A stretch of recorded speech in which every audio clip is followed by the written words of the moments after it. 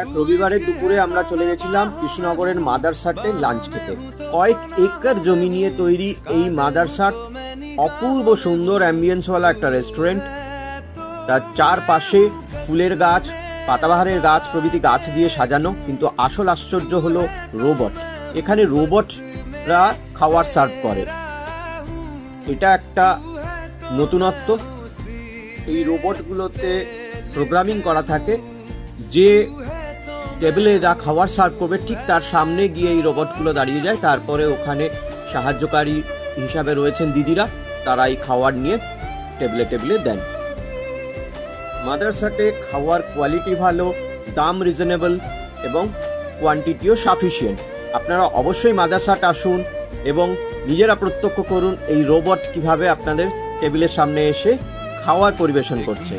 তো কবে আসছেন মাদারসাট বলুন?